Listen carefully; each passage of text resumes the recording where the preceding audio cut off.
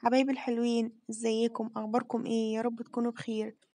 وصفة النهاردة وصفة حلوة قوي بجد بجد، يعني عظمة. سهلة جدا وتحفة. طعما ورائحة وكل حاجة. يعني من سهولتها هنعملها كتير.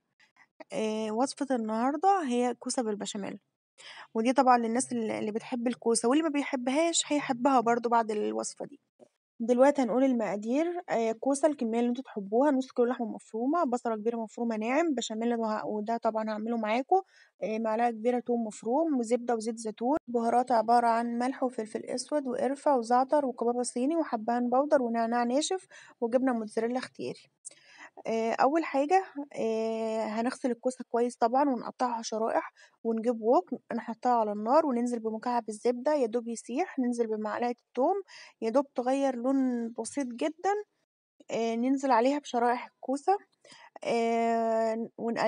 نقلبهم طبعًا مع بعض، وبعد كده هننزل عليها بالبهارات من الملح والفلفل الأسود والكبابة الصيني، وأهم حاجة النعناع الناشف، ونقلبها لمدة 5 دقايق ونسيبها.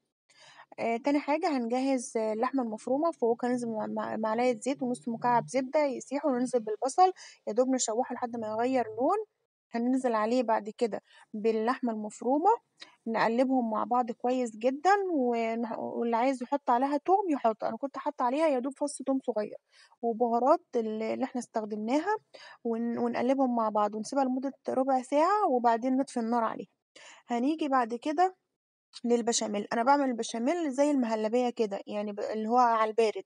هنجيب لتر حليب ونحط فيه 4 معالق كبار دقيق ونقلبهم كويس مع بعض ونرفعهم على النار، ونضيف عليهم البهارات بتاعتنا الجميلة ومكعب زبدة، ونفضل نقلب فيهم لحد ما القوام يبدأ يتقل. احنا طبعا مش عايزينه قوامه يبقى تقيل، عايزينه خفيف شوية.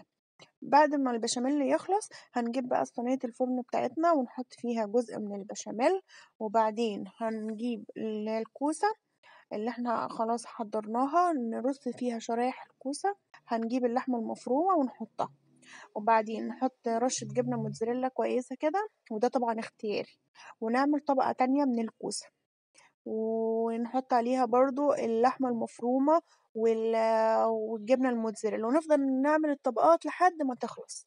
آخر حاجة هنحط البشاميل بتاعنا، ونحط عليه برضه طبقة جبنة موتزاريلا كويسة ورشة زعتر، وندخّله فرن على درجة حرارة 180 لمدة نُص ساعة، وبعد نُص ساعة نفتح الشواية عشان ياخد اللون الدهبي الجميل اللي أنتم شايفينه ده. وده شكلها بعد ما خرجت من الفرن، بجد تحفة أوي وطعمها مش عايزة أقول لكم روعة بجد. يالّا جرّبوها وإن شاء الله تعجبكم.